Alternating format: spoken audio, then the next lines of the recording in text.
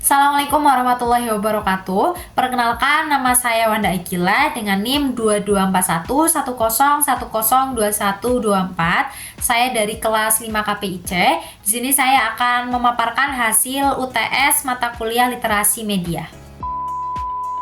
Ada beberapa alasan mengapa anak dan remaja masuk ke dalam kelompok khalayak rentan. Yang pertama yaitu perkembangan fisik dan mental yang belum sempurna.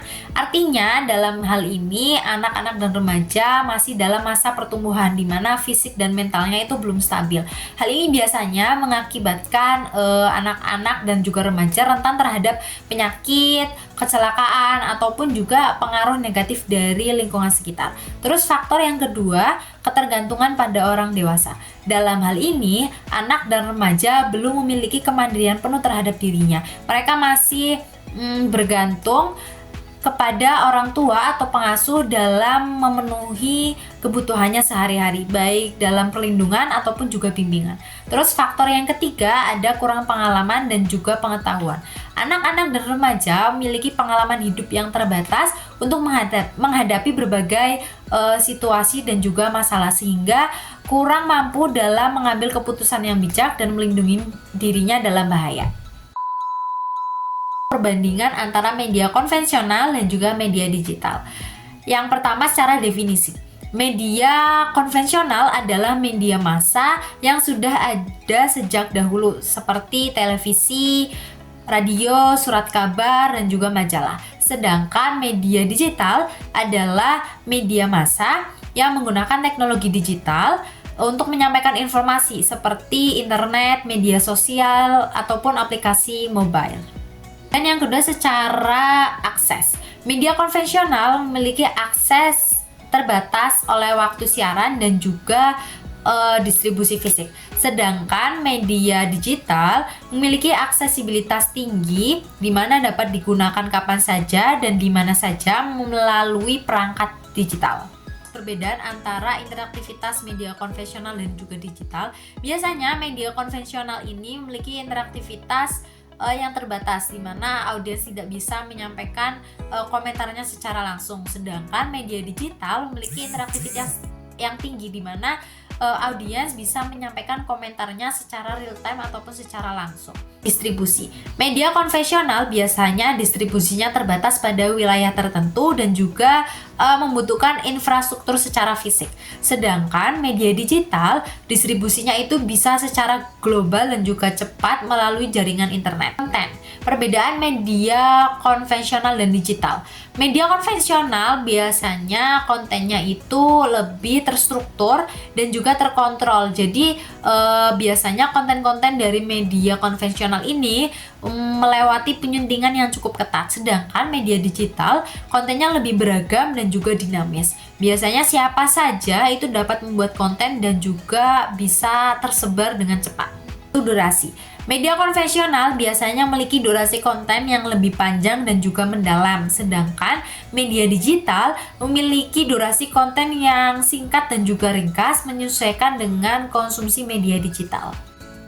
Faktor yang terakhir yaitu dampak. Media konvensional biasanya memiliki dampak yang lebih lambat dan juga bersifat jangka panjang, sedangkan media digital memiliki dampak yang lebih cepat dibandingkan dengan media konvensional, sehingga memicu viralitas dan perubahan sosial yang lebih cepat. Pendekatan proteksionis model dan juga cultural studies model merupakan pendekatan yang berbeda dalam memahami dan juga menganalisis budaya. Proteksionis model secara fokus itu lebih pada melindungi budaya asli dari pengaruh budaya asing yang dianggap mengancam dan juga berbahaya. Sedangkan cultural studies model itu berfokus pada menganalisis bagaimana budaya dibentuk dan dibentuk kembali oleh interaksi berbagai kekuatan ekonomi, sosial, politik, dan budaya. Proteksionis model memiliki asumsi bahwa budaya memiliki nilai-nilai yang unggul dan juga perlu dijaga dari pengaruh luar. Sedangkan cultural studies model ini memiliki asumsi bahwa budaya adalah konstruksi sosial di mana hal ini terus berubah dan juga dipengaruhi oleh berbagai faktor dari luar.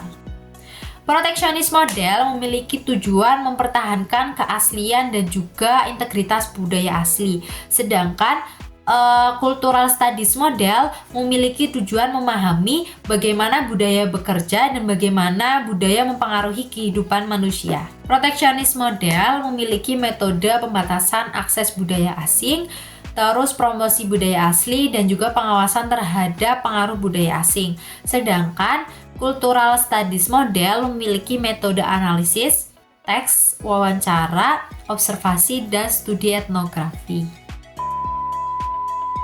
Ada beberapa faktor mengapa oligopoli atau konglomerasi dapat mempengaruhi opini rakyat atau demokrasi.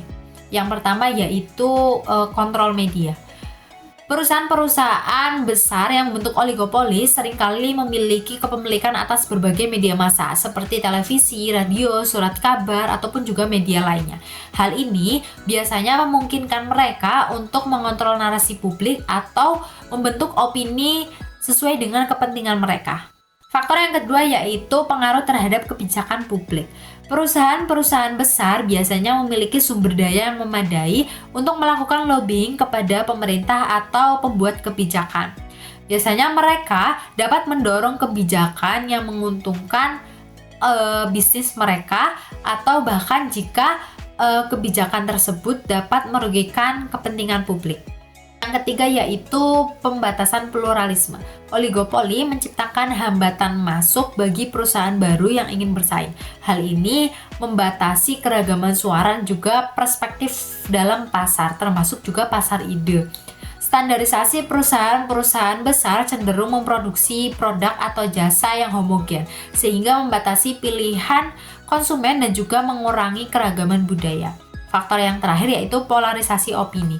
Media yang dimiliki oleh oligopoli seringkali menciptakan ruang gema di mana informasi yang disajikan itu sama terus-menerus dan juga diperkuat. Hal ini dapat memperkuat pandangan yang sudah ada dan juga mempersulit terjadinya dialog yang konstruktif. Terus, polarisasi opini yang dipicu oleh oligopoli dapat memicu perpecahan sosial dan juga menghambat konsensus nasional. Komodifikasi adalah proses mengubah sesuatu, baik itu benda, ide, atau bahkan pengalaman, menjadi sebuah komoditas yang dapat diperjualbelikan di pasar. Sederhananya, komodifikasi adalah proses mengubah nilai guna suatu benda menjadi nilai tukar. Jenis-jenis komodifikasi ada 5. Yang pertama yaitu komodifikasi benda. Komodifikasi benda adalah merubah benda-benda yang tadinya dianggap sumber daya alam menjadi produk yang dijual dengan harga tertentu, contohnya air mineral. Terus komodifikasi yang kedua yaitu komodifikasi ide. Komodifikasi ide adalah merubah ide-ide yang kreatif, inovatif, dan pengetahuan yang sebelumnya dianggap sebagai milik bersama dirubah menjadi dimiliki secara eksklusif oleh individu atau juga perusahaan, contohnya kayak hak cipta lagu. Terus, komodifikasi yang ketiga adalah komodifikasi tubuh dan juga tenaga kerja. Artinya, merubah tubuh dan tenaga kerja manusia dijadikan sebagai alat produksi dan juga konsumsi. Contohnya model iklan, atlet profesional ataupun buruh pabrik seperti itu. Terus, komodifikasi yang keempat adalah komodifikasi budaya. Artinya, komodifikasi budaya adalah merubah nilai-nilai budaya, tradisi, dan juga ekspresi seni diubah menjadi produk yang dapat dijual. Misalnya festival budaya, terus pakaian adat yang dijual berlipat. Komodifikasi yang terakhir yaitu komodifikasi alam. Artinya, merubah sumber daya alam yang seharusnya dilindungi kini dieksploitasi untuk keuntungan ekonomi. Misalnya hutan hujan dijadikan objek wisata spesial selangka yang diperdagangkan sebagai hewan peliharaan. Mungkin itu saja yang dapat saya sampaikan, kurang lebihnya mohon maaf. Wassalamualaikum warahmatullahi wabarakatuh.